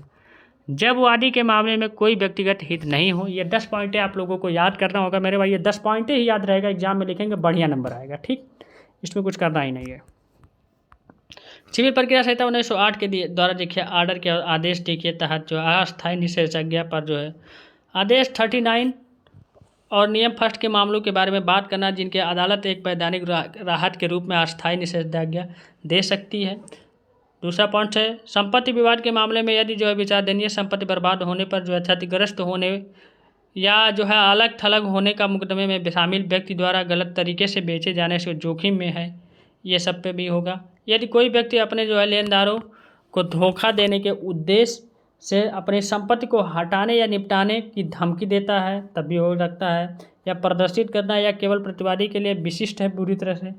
यदि वादी को धमकी दी जाती है प्रतिवादी द्वारा प्रश्न के तहत जो है संपत्ति विवाद के संदर्भ में देखभाल या घायल होने के लिए प्रतिवादी पूरी तरह जो को शांति जो है उल्लंघन ना करना, CPC की धारा आप लोग का जो आदेश 39 जो है नियम 2 में जो है उपयुक्त आधार पर प्रकाश डाला गया है। अंत में जो है अदालत की निषेधाज्ञा जारी कर सकती है और यदि जो है उसकी जो है राय है कि यह न्याय के लिए हित में जो है एक कार्य होगा पूरी तरह, ये भी आप लोग का देखिए।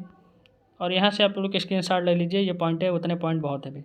इसमें एक केस आया था राम प्रसाद सिंह बनाम आप लोग का जो है सुबोध प्रसाद सिंह का 1983 के मामले में इस बात पर प्रकाश डाला गया था कि किसी व्यक्ति के जो लिए संबंधित मुकदमे का पक्ष होना आवश्यक नहीं है।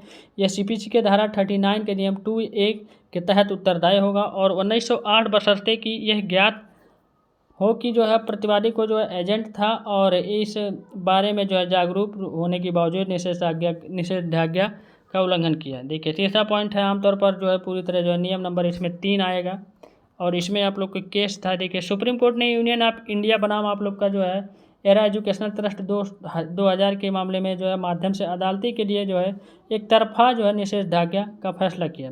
समय पालन करने के लिए जो कुछ मार्गदर्शक सिद्धांतों को जो है निर्धारित किया गया, ये पूरी तरह है कौन कौन। क्या वादी प्रतिवादी द्वारा अपूर्णीय शरारत का शिकार होगा। दूसरा पॉइंट है यदि एक पक्षीय निषेधाज्ञा नहीं दी जाती है तो क्या अन्याय का भार होगा पूरी तरह भारी होगा। या तीसरा पॉइंट है यह एक पक्षीय क्षेत्राधिकारी के लिए आवेदन करने का समय दुर्भावना से प्रेरित था। अदालतों संतुलन और जो अपूर्णीय क्षति के जो है समान सिद्धांत पर जो है पूरी तरह विचार करेगी।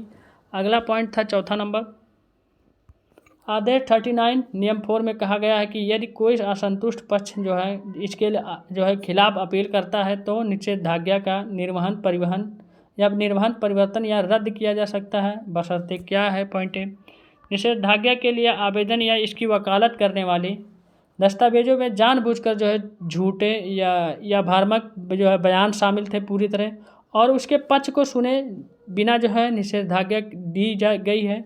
इस प्रकार अदालत निषेधाज्ञा को खाली कर देगी पूरी तरह। ये भी पॉइंट है, ठीक। ये आप लोग जो है स्क्रीनशॉट ले लीजिएगा यहाँ। इसके अलावा अदालत उन निषेधाज्ञा को भी रद्द कर सकती है यदि परिस्थितियों में बदलाव के कारण जिस पक्ष के खिलाफ निषेधाज्ञा दी गई है उसे अनावश्यक कठिनाइयों का जो है सामना करना पड़ा है पूरी तरह, ठीक। आदेश देखिए आप लोग का 5वां नंबर आदेश 39 और नियम 5 के महत्वपूर्ण बनता है। ये भी आप लोग पढ़ लीजिए, इतना जानिए खाली। इसमें एक न्याय आयोग था, देखिए जवाबदेही की उप जो है समिति बनाम आप लोग का भारत संघ का 1991 के मामले में ये है। सर्वोच्च न्यायालय ने कहा कि यदि किसी महत्वपूर्ण और नाजुक मुद्दे से संबंधित पूर्व निर्णय का जो है कोई अनुमान है तो एक अंतर्वर्ती पूरी तरह जो है आदेश पारित नहीं किया जाना चाहिए। मुख्य बातें के लिए ये 1908 6 से 10 के पढ़ने में हमें भारतीय कानून प्रणाली में अंतर्वर्ती आदेशों के महत्व की उचित समझ मिलेगी पूरी तरह। आदेश 39 और नियम 6 के अंतरिम बिक्री रखने की शक्ति के बारे में बताता है। ठीक, और आप लोग यहाँ स्क्रीनशॉट ले लीजिएगा और तभी आपको समझ। दूसरा है आदेश 39 नियम 7 में जो है आप लोग को जो वाद की विषय वस्तु के निरोध या निरीक्षण की बात की गई है पूरी तरह से। ये भी आप लोग पढ़ लीजिएगा, इतने लिख देंगे तभी चलेगा मेरे भाई। आदेश 39 नियम 8 इक्विटी के आधार पर नियम और 6 और 7 को समाप्त करना। यह दावा करता है कि नियम 6 और 7 के तहत आदेश तभी पारित किया जाएगा जब आवेदक सूट की संस्था के बाद आदेश के लिए आवेदन करता है। दूसरा, आवेदक सूट में शामिल पक्षों को आवेदन की सूचना प्रदान करता है। मुकदमे के अन्य पक्षों के अंतिम आदेश के खिलाफ बहस करने का उचित मौका दिया गया है। हालांकि नियम इस अपवाद के अधीन है कि यदि सुनवाई में देरी होगी जिससे मुकदमे के जो है उद्देश्य का नुकसान पूरी तरह होगा। आदेश 39 के नियम नंबर 9 में एक उदाहरण के संबंध में बात करता है कि यदि भूमि का भुगतान राजस्व जो है पूरी तरह जो है सूट का विषय है। यह इस बारे में बोलता है कि यदि कोई व्यक्ति अपने सरकारी राजस्व कर अपने जो है मालिक को किराया या भुगतान करने में उपेक्षा करता है तो अदालत उस भूमि या कार्यकाल को जो खरीदने में रुचि रखने वाली किसी भी पक्ष को भूमि या कार्यकाल की बिक्री का आदेश दे सकती है। ठीक, इसमें कहा गया ये आप लोग जो है डिफाल्टर द्वारा मुआवजा दिया जाता है। ये इसमें जो आप लोग का जो है एक वो है देख 39(10) का है, इसमें स्क्रीनशॉट ले लीजिए, इसको पढ़ाना कोई नहीं। निष्कर्ष जानिए, भारतीय न्यायशास्त्र में जो है निषेधाज्ञा की सामान्य समझ में और जैसा कि जो है प्रस्तुत जो है मामला पाठक ने नागरिक जो है पूरी तरह प्रक्रिया संहिता 1908 के आदेश जो है 39 के आदेश 39 पर चर्चा करते हुए समय विशिष्ट राहत अधिनियम 1963 की अपूर्ति परिस्थितियों पर ध्यान दिया होगा। इसका कार्य यह है कि जो है सार जब दो दस्तावेजों के एक साथ व्याख्या की जाती है तो निषेधाज्ञा का जो है कब्जा हो जाता है। जिनकी जो है सिम्फनी वह है कि जो है इक्विटी अच्छे विवेक और निषेधाज्ञा की जो है सद्भावना को सामने लाती है। इस प्रकार जो है आप लोग का एम गुरुदास और अन्य के मामले में भी आप लोग का ये केस था और बनाम जो है आप लोग का देखिए रस रंजन बना और अन्य जो है 2006 का भी ये केस था। ठीक, इसमें आप लोग स्क्रीनशॉट ले लीजिए। अब हम लोग जानते हैं अगला सिविल मुकदमा में कौन कौन पक्षकार बन सकता है कौन नहीं बन सकता ये जानिए। ठीक, कौन कौन सा जो है जैसे हम लोग कह रहे हैं पार्टी टू द या सूट के बारे में, पार्टी टू आ सूट के बारे में इंग्लिश में कहते हैं। ठीक है, क्या सिविल मुकदमा किसी के द्वारा और किसी के जो है भी खिलाफ दाखिल किया जा सकता है? किसी भी जो है व्यक्ति को सिविल मुकदमे में पक्षकार बनाने के पीछे क्या विचार होता है ये सब सारी चीज़ें हम लोग जानेंगे। ठीक, देखिए ये क्या कानूनी रूप से किसी भी तरह की जो है कोई रोक टोक मौजूद है जो किसी व्यक्ति और गैर जो है मुकदमेबाजी को बचाती हो। किसी भी सिविल मुकदमे में दो पक्षकार होते हैं। प्रथम जो है आप लोग जो है वादी जिसने अदालत में मुकदमा दाखिल किया हो या जिसके अधिकारों का हनन हुआ हो, अथवा जो है दूसरा जो व्यक्ति होता है विशेष अपने अधिकारों की मांग करता है। नहीं, जो किसी जो है व्यक्ति जो है विशेष से अपने अधिकारों की पूरी तरह तरीके से मांग करता है। द्वितीय का जैसे हम लोग कहते हैं प्रतिवादी, जिसके खिलाफ वादी द्वारा मुकदमा दाखिल किया गया हो या जिसने जो है किसी के अधिकार का जो है हनन किया हो अथवा जो है कानूनी रूप से किसी के अधिकारों की पूर्ति करते हुए जिम्मेदार हो पूरी तरह। कौन वादी के रूप में एक पक्षकार हो सकता है या बन सकता है? सीपीसी के आदेश फर्स्ट और नियम फर्स्ट के बताता है कि वो सभी व्यक्ति जो है एक दावे में वादी के रूप में पक्षकार बन सकते हैं जो एक अधिनियम या लेन देन या कृत्यों के लेन देन की श्रृंखला के संबंध में या उससे उत्पन्न होने वाली किसी भी राहत के लिए अधिकार होने का दावा करते हैं। ठीक,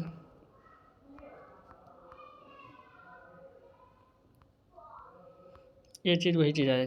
देखिए इसमें वाद पक्षकारों के जोड़ विलोपन प्रतिस्थापन स्थानांतरण के साथ साथ संयोजन नॉन जॉइंडर और गलत संयोजन जो है कुसंयोजन के प्रश्न शामिल है। दीवानी वाद में वादी वह व्यक्ति है जो पूरी तरह जो है अपने अधिकारों के लिए जो है कार्रवाई करता है और प्रतिवादी अर्थात वह व्यक्ति जिसके विरुद्ध ऐसे अधिकारों का दावा किया जाता है। ठीक, सिंपल सा मतलब यही कहा गया। देखिए हालांकि एक स्थिति उत्पन्न हो सकती है जिसमें एक वाद के दाखिल होने पर जो है यह महसूस किया जा सकता है कि वाद में मौजूदा पक्षों के अलावा ऐसे व्यक्ति भी हो सकते हैं जिनकी उपस्थिति वाद के विषय वस्तु से उत्पन्न होने वाले प्रश्नों का प्रभावी ढंग से निर्धारित करने के लिए महत्वपूर्ण हो सकती है। ये तीसरा पॉइंट है। ठीक, ऐसी स्थितियों को पक्षकार को जो है संयोजन द्वारा या तो जो है किसी मौजूद पार्टी द्वारा जो है वाद के लिए आवेदन करने की जो है या अदालत द्वारा स्वप्रेरणा से ठीक किया जाता है, जिसके सामने दीवानी मुकदमा चल रहा है। इसमें आप लोग का देखिए, रजिया बेगम बनाम आप लोग का शहजादी अनवर बेगम 1959 का जो है SIR 11/11 करके मामले में आया था।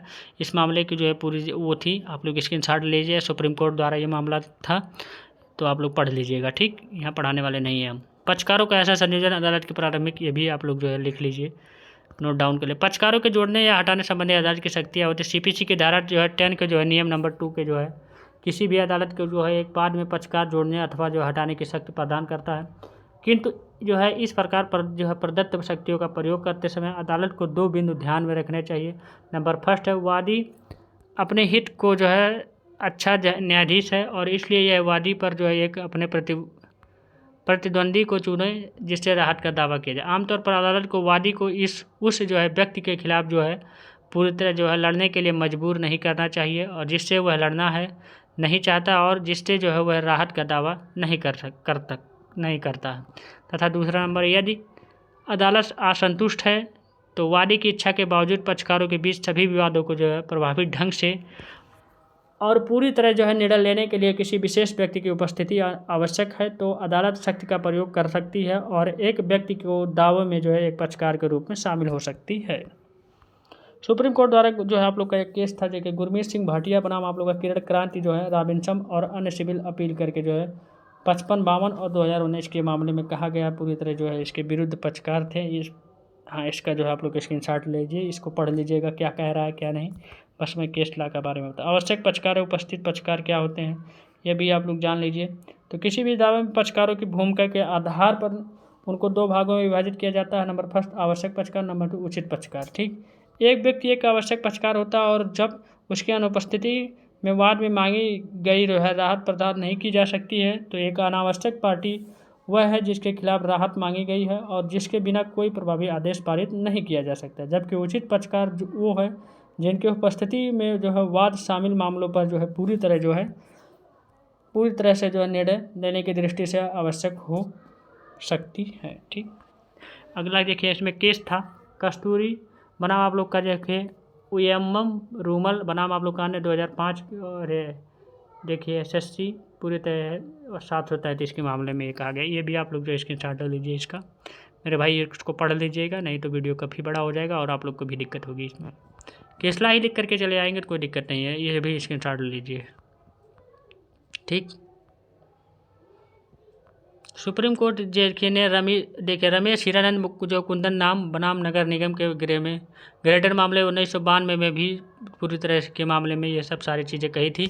यहाँ भी आप लोग जो है स्क्रीनशॉट ले लीजिए और पढ़ लीजिएगा अच्छे तरीके से, नहीं तो आप लोग जो है पीयूष करके जो है वो अपने वीडियो को जो है पढ़ लीजिएगा क्या कह रहा है। इसलिए जहाँ न्यायालय के समक्ष मुद्दे किसी विशेष विषय वस्तु से संबंधित ये सब सारे मामले हैं। ठीक, ये आदेश नंबर आप लोग का कहाँ दिया गया है, एक जो है नियम नंबर 10 में जो है पूरी तरह तहत शक्ति को लागू करने की कोई आधार नहीं है कहा गया। नैसर्गिक सिद्धांत का जो आर्टिकल पार्टम आप लोग का जो है दूसरे पक्ष को सुनो।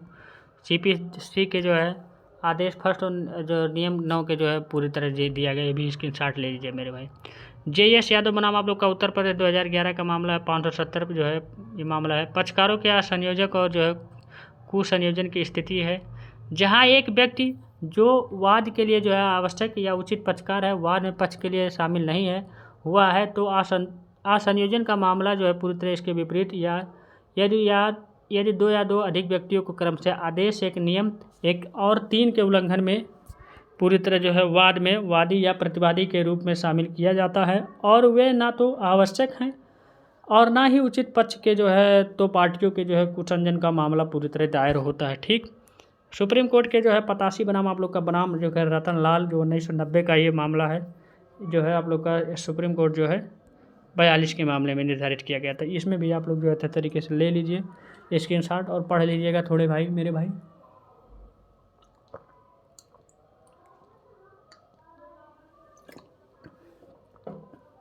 इसमें भी कुछ बातें कही गई थी, आप लोग ले लीजिए स्क्रीनशॉट और नहीं तो वीडियो पे करके आप लोग पढ़ लीजिएगा, इतना तो आप लोग कर सकते हैं मेरे भाई। आप लोग का एक केस और देखिए, बी प्रभाकर राव बनाम आप लोग का आंध्र प्रदेश 1985 का सुप्रीम कोर्ट देखिए। एसएससी जो है आप लोग का है 452 के मामले में पूरी तरह जो है ये भी पढ़ लीजिएगा। क्या कहा गया था, प्रभावित व्यक्तियों को याचिका के पक्षकार के रूप में शामिल नहीं किया गया था और उनमें से कुछ जो है केवल शामिल हुए थे, ठीक, जो भी थे, ये भी जान लीजिए, ये भी स्क्रीनशॉट ले लीजिए। देखिए इसी तरह सीपीसी की धारा 47 के तहत जो है पूरी तरह क्या कहा गया है, किसी भी डिक्री या आदेश को जो अपील में उलट या पर्याप्त रूप से भिन्न नहीं किया जा सकता और किसी भी पक्षकार के असंयोजन एवं गैर संयोजन के कारण मामले की योग्यता या अदालत के अधिकार क्षेत्र को प्रभावित नहीं होती है पूरी तरह, बशर्ते किसी ऐसी पार्टी एक आवश्यक पार्टी नहीं है। पक्षकारों के असंयोजन या कुसंयोजन के मामले में आपत्ति, सीपीसी के आदेश फर्स्ट और नियम 13 के अनुसार प्रॉपर्टी असंयोजन या कुसंयोजन के आधार पर सभी आपत्तियों को जल्द से जल्द संभव अवसर लिया जाएगा। ये सब सारी चीज़ें इसमें कह रहा है। फिर नीचे इसकी शॉर्ट ले लीजिए, यहाँ ज़रूरत नहीं है, उतना ही जानिए।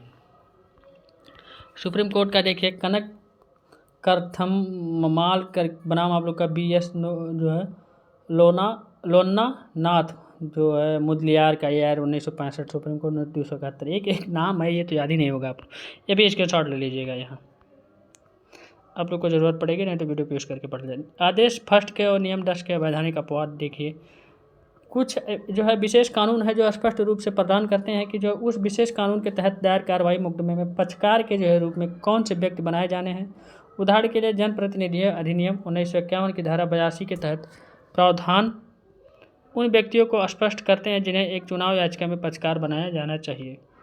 जहाँ तक सेवा न्यायशास्त्र या संबंध में चयन चुनौती देने वाले असफल उम्मीदवार चयनित पर जो है उम्मीदवारों को जो है पार्टी बनाने के लिए बाध्य हैं। एक केस है प्रबोध वर्मा आप लोग का यूपी राज्य का 1984 जो सुप्रीम कोर्ट 25, और जो है त्रिपति कुमार जो डिंगल ना बनाम आप लोग का पश्चिम बंगाल राज्य का केस 2009 का, इसमें भी स्क्रीनशॉट आप लोग ले लीजिए, ठीक, वीडियो पे यूज़ करके पढ़ लीजिएगा। आप लोग स्क्रीनशॉट लेते जाइएगा मेरे भाई, पढ़ लीजिएगा एक बार, जान जाएंगे। इसलिए निष्कर्ष निकलना चाहिए कि जो है सिविल प्रक्रिया संहिता ऐतिहासिक जो है 1 के नियम 10 के प्रावधानों को जो है इस संबंध में किसी भी स्पष्ट वैधानिक प्रावधान के अपमान में नहीं बल्कि जो इसके अलावा सामंजस्यपूर्ण रूप से दिया जाना चाहिए, ठीक, ये भी स्क्रीनशॉट ले लीजिए। यहाँ जो पढ़ने की कोई ज़रूरत नहीं, उतना ही आप लोग लिख देंगे तो अच्छा नंबर पा जाएंगे।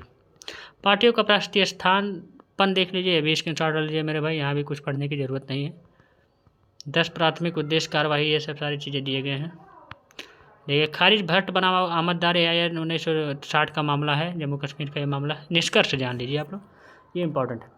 सिविल प्रक्रिया संहिता कानून किसी भी वाद की जो है स्थिति में पक्षकार होने का दावा तय करता है, क्योंकि किसी भी जो है वाद में गैर जरूरी पक्षकार वाद के विलंब करने के साथ साथ इसको जो है मूल जो है मुद्दों से भटका भी सकते हैं। CPC की धारा जो है मूल भावना और गैर जो है जरूरी वादकरण अथवा वादकरण के जो है दोहराव को टालने की होती है। अतः यह बेहद ज़रूरी है कि वाद में केवल वही व्यक्ति पक्षकार बने रहे जो वाद के लिए जो है उन पक्षकारों के अधिकार तय करने के लिए ज़रूरी है, ठीक। अब सार्वजनिक उपद्रव जाने, पब्लिक न्यूसेंस जानते हैं हम लोग जो है के बारे में हम लोग पढ़ लेते हैं, पब्लिक न्यूसेंस क्या होता है क्या नहीं। उपद्रव, न्यूसेंस के मुख्य रूप से 2 भागों में विभाजित किया जाता है, जैसे निजी उपद्रव प्राइवेट न्यूसेंस एंड जो है सार्वजनिक उपद्रव पब्लिक न्यूसेंस कहते हैं। निजी उपद्रव क्या है, प्राइवेट, हाँ, निम्न उदाहरण से समझा जा सकता है। देखिए कि कोई भी एक गतिविधि या चीज़ जो किसी समुदाय के स्वास्थ्य, सुरक्षा या नैतिकता को जो प्रभावित करता है, एक निजी उपद्रव से अलग है जो कि जो है केवल एक पड़ोसी या कुछ व्यक्तियों के नुकसान पहुंचाता है।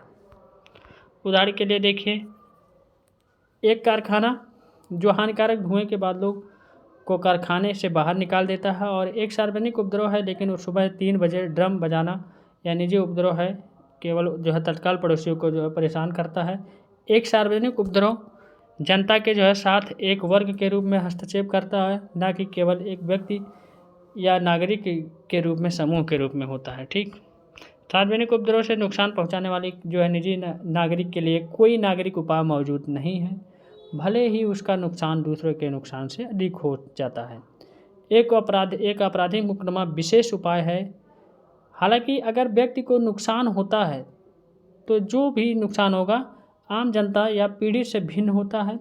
जो व्यक्ति क्षति के लिए यातना की कार्रवाई को बनाए रख सकता है, उदाहरण के लिए डायनामाइटिंग या सार्वजनिक राजमार्ग पर एक बड़ा बोल्डर पूरी तरह फेंका है। राजमार्ग का जो है उपाय होगा पूरी तरह उपयोग करने वाले लोग जो है असुविधा के लिए कोई उपद्रव कार्रवाई नहीं कर सकते हैं। हालांकि एक मोटर यात्री को बोल्डर से टकराने से घायल हुआ व्यक्तिगत चोटों के लिए एक टार्चर कार्रवाई कर सकता है। कुछ उपद्रव होते हैं जो कि आप लोग जो है मिक्स उपद्रव भी आप लोग के मिक्स न्यूसेंस भी होते हैं। ठीक, एक नदी का जो है प्रदूषण सार्वजनिक और निजी जो है दोनों उपद्रव का गठन कर सकता है। ये सब सारी चीज़ें हैं। और एक्ट ऑफ चूक जो मिशन है आप लोग यहाँ स्क्रीनशॉट ले लीजिए, ज़रूरी नहीं है।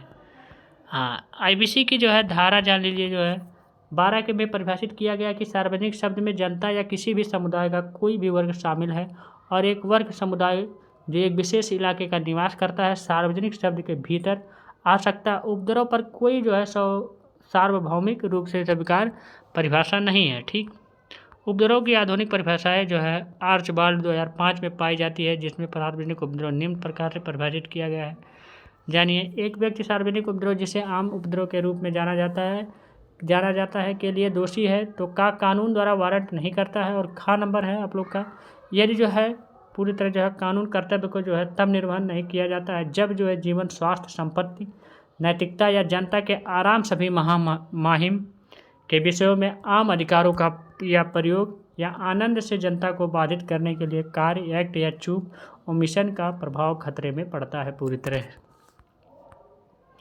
उपद्रव के लिए कार्रवाई 12वीं सदी के समय इंग्लैंड में एक आपराधिक रिट के रूप में शुरू हुआ, लेकिन तब यह केवल क्राउन से संबंधित था और इसका उपयोग उन मामलों से किया गया था जिनमें राजा की भूमि पर अतिक्रमण, सार्वजनिक सड़कों या जलमार्गों का अवरुद्ध करना इत्यादि शामिल था। राजा ने आपराधिक कार्यवाही के लिए माध्यम से उन आपराधिक उल्लंघनों को दंडित करने की जो है मांग की, जो है जिसे आमतौर पर जो है प्रेस्चुरर करके रूप में जाना जाता है।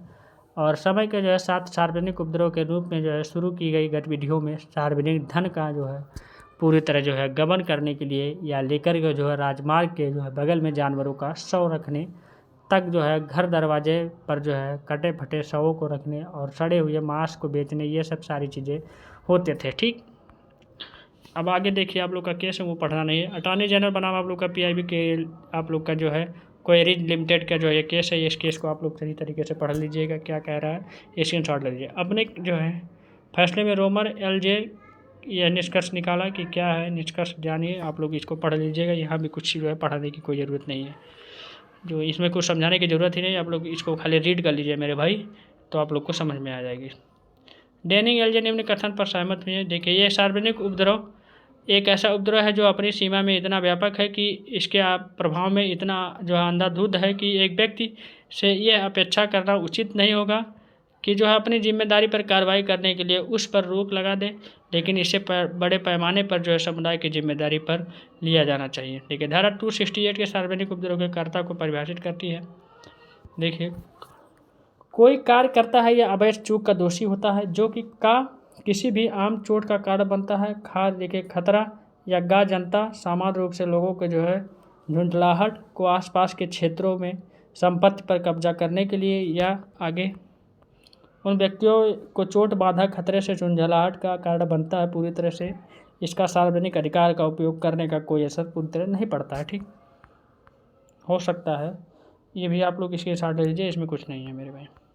सार्वजनिक अधिकारी जो जनता को अधिकार को रक्षा के लिए जिम्मेदार है, ये भी आप लोग इसके साथ ले लीजिए। वे व्यक्ति जो उपद्रव के इससे एक विशेष नुकसान झेलता है। ठीक, के रामकृष्ण मामले में देखिए, केरल राज्य के केस में ये आप स्क्रीनशॉट ले लीजिए, 268 के जो है तहत परिभाषित किया गया था, ले लीजिए। अनुच्छेद 21 का जो है जिक्र भी इसमें किया गया है। देखिए, विकास की गति और मानव जीवन के मशीनरीकरण के बारे में भी बताया गया है, ये भी आप स्क्रीनशॉट लेते जाइए। अब हम लोग देखते हैं, ये जो है टॉपिक है आप लोग का जो है सिविल सूट में पार्टियों की उपस्थिति और गैर उपस्थिति में कौन क्या कर सकता है कौन नहीं, जब पक्षकार उपस्थित ना रहें और गैर उपस्थित रहें तब कौन जारी करे। परिचय इसका देखिए, प्रत्येक कार्यवाही जैसा संभव जो पूरी तरह जो है म्यू अनुचित जन्मजात होना किया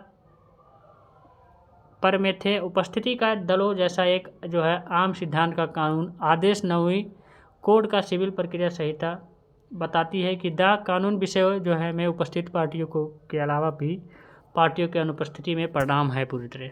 वाद के पक्षकारों की उपस्थिति क्या होती है, जैसा कि कंपनी के जो है आप लोग के 9 के नियम नंबर 1 के तहत कहा गया है कि हैडी सिविल प्रक्रिया पर जो है पार्टियों के लिए जो है सूट है उपस्थित होना आवश्यक है। अदालत में लोक व्यक्ति में पूरी तरह द्वारा या उनके याचिकाकर्ता पर जो है दिन कौन है गया है, हल किया गया है पूरी तरह संबंध। अगर जो है वादी ए पूरी तरह प्रतिवादी जब करने का आदेश जो है व्यक्तिगत रूप से प्रकट हो, ना कि अदालत के सामने जो है पेश हो, और कोई भी जो है नहीं दिखाना पर्याप्त करने के कारण उनकी उसका जो है गैर उपस्थिति अदालत है नियमानुसार जो है आईपीसी इतना तहत सख्त किया गया। ये पॉइंट दिए गए। यदि वादी उपस्थित नहीं होता है तो मुकदमा खारिज कर दे, पहला पॉइंट। दूसरा, यदि प्रतिवादी उपस्थित नहीं होता है तो एक पक्षीय आदेश पारित करे, ये दूसरा पॉइंट है। वाद में दोनों पक्षों का उपस्थित होना ना होना क्या होता है, देखिए कब कोई भी पूरी तरह जो है जब कोई भी जो वादी प्रतिवादी या खाई जो है पढ़ना जो है पहले तरह जो है अदालत रूप से सूट है, फिर सुनवाई के लिए जो है बुलाया जाना या बुलाए नाले का अधिकार है। वाद खारिज करने के लिए जो है अंतर्गत नियम जो है 3 और आदेश 9 के जो है पद पुस्तिका को पूरी तरह जो है इसमें किया जाता है। और नियम नंबर 4 के अनुसार उसी वाद को जो है हेतु पर नया वाद जो है दाखिल करने पर जो है रोक लगाया जाना। वादी कर सकना, ये सब सारी चीज़ें इसको स्क्रीनशॉट लीजिएगा मेरे भाई, यहाँ समझाने की कोई बात नहीं है। वादी की उपस्थिति कब केवल वादी दिखाई पड़ना लेकिन प्रतिवादी करता है नहीं तो जैसा लगना, तब एक पक्षीय आदेश पारित किया जा सकता है प्रतिवादी की जो है खिलाफ पूरी तरह जो है, लेकिन वादी के पास ये साबित करने के लिए प्रतिवादी को संबंध जो है तामील किया गया था। अगर सेवक का संबंध है तो साबित, ये सब सारी चीज़ें हैं। और इसमें आप लोग को बता दो इम्पोर्टेंट पॉइंट है वाद, ये प्रावधान इस पर लागू होता है कि केवल पहला सुनवाई और नहीं कि जो है मामले की बाद सुनवाई होगी। ठीक, यहाँ पे स्क्रीनशॉट ले लीजिए। प्रतिवादी की उपस्थिति क्या होती है पूरी तरह जो है आप लोग का नियम नंबर कहाँ बता दीजिए कि रक्षा दान करता है कि नहीं भर्ती जो है दावा वादी दोनों में से एक पूर्ण इसका कोई भाग होना चाहिए। प्रतिवादी वादी के दावे को स्वीकार करता है, यह है। यदि प्रतिवादी स्वीकार नहीं करता है तो वादी का दावा तो अदालत जो है करेगा बर्खास्तगी के जो है आदेश सूट का, लेकिन जब प्रतिवादी पूरी तरह से स्वीकार करता है या करता होगा तो यह कोई भाग या दावा निर्मित द्वारा जो है तभी पूरी तरह वादी तब अदालत है अधिकार को जो है पूरी तरह पास के खिलाफ जो है फरमान न प्रतिवादी पर का जो है मैदान ऐसा प्रवेश और के जो है लिए बाकी का दावा मुकदमा खारिज कर दिया जाएगा। देखिए आप लोग का 1967 करके जो ये है, आप लोग इसको पढ़ लीजिएगा मेरे भाई। बर्खास्तगी रद्द करने के लिए आवेदन होता है, ये भी जान लीजिए, इसको भी स्क्रीनशॉट लीजिए और अच्छे तरीके से पढ़ लीजिएगा। पर्याप्त कारण होते हैं, देखिए के लिए मामले में पूरी तरह पर्याप्त कारण होना चाहिए कोई। जब सम्मान तमील नहीं किया गया तब जानिए नियम नंबर 2 और जो है को जो है 5 के आदेश में जो है एक्स जो है देता है और नीचे जो है प्रावधान के लिए पूरी तरह परिस्थिति के बारे में बताता है। ठीक, नियम नंबर 2 के आदेश में भी ये सब सारी चीज़ें कही गई है और यहाँ भी स्क्रीनशॉट लेके आप लोग पढ़ सकते हैं और अच्छे तरीके से जो है अपना नंबर बढ़िया तरीके से ला सकते हैं। ठीक, नहीं तो इस एक पक्षीय डिग्री क्या होती है ये इसमें भी बताया गया है। एक पक्षीय डिग्री के विरुद्ध उपाय होते हैं, कौन कौन से होते हैं इसको मैं पॉइंट को आज करके बता दे रहा हूँ। वह एक जो है पूरी तरह आवेदन कर सकेगा जो कि अदालत के नियम के तहत फर्स्ट जो 13 आदेश जो है 9 के पूरी तरह जो है लिए जो है सेटिंग अलग न्यायालय द्वारा पारित एक पक्षीय आदेश होता है, वह कर सकता है जो कि वह अपील कर सकता है जो उसके खिलाफ जो है हुकामत या कोई भी हुक्मनामा अंतर्गत जो है अनुभाग 96 के 2 के द्वारा जो है किया गया और जब कोई अपील ना हो तो संहिता की धारा 115 के तहत पुनरीक्षण को प्राथमिकता दे। वह आदेश 47 जो है नियम फर्स्ट के तहत जो है समीक्षा के लिए आवेदन कर सकता है। धोखाधड़ी के आधार पर जो मुकदमा दायर किया जा सकता है, ये सब सारे पॉइंट है। ठीक, एक पक्षीय डिग्री को आपत्ति करना, ये सब सारी चीज़ें इसमें 30 दिनों के अंदर होना चाहिए। ठीक, ये भी स्क्रीनशॉट लीजिए। जिन आधारों पर पक्षीय डिक्री जो है को जो है पूरी तरह आपस्त किया जाना, ये भी है। जब समन की विपक्षी जो कि विधिवत तामील नहीं की गई हो और देय को कोई पर्याप्त कार्य वह हो सकता है नहीं है जैसा कि लगना चाहिए, पूरी तरह जो है उसके दिन का जो है सुनवाई हो। पर्याप्त कार्य क्या होते हैं, ये भी आप लोग स्क्रीनशॉट ले लीजिए। इसमें मैं पढ़ाने वाला बोझ का जो है सबूत वहाँ तक जो है पर्याप्त कार्य गैर उपस्थिति के प्रतिवादी के बारे में दिया गया। निष्कर्ष निकलता है, निष्कर्ष के बारे में भी आप लोग जो है स्क्रीनशॉट लेकर के पढ़ लीजिएगा मेरे भाई। यहाँ कुछ जो है बताने का कोई वो नहीं था। जब कोई जो है सूट खारिज कर दिया गया हो तो एक एक जो है पक्षीय आदेश जो है पूरी तरह हैरानित हो जाता है और इसका जो है हैरान करने का अनुपस्थिति के कारण ये सब सारी चीज़ें होना चाहिए। ठीक, तो यहीं तक था मेरे भाई वीडियो और आज का लेक्चर ख़त्म हो चुका है और पूरी तरह मुझे विश्वास है कि आपको समझ में आ गया। लास्ट टॉपिक थोड़ा बहुत गड़बड़ी है, इसमें मैंने PDF बनाया लेकिन यहाँ सही से हो नहीं पाया। फिर भी आपको समझ में आया होगा कुछ चीज़ें, नहीं तो आप लोग बताइएगा, इसके मैं वीडियो आप लोग को शेयर कर दूँगा। 79855359 जो PDF मैंने बनाया वो शायद इसमें आ नहीं पाया, वो दूसरे ही अलग ही रह गया। लेकिन कोई बात नहीं मेरे भाई, तभी जो है जो आया उसको समझा दिया मैं लास्ट टॉपिक। आप लोग सोचेंगे या आप लोग जा करके उस फुल वीडियो को देख लीजिएगा, वहाँ समझ में आ जाएगा।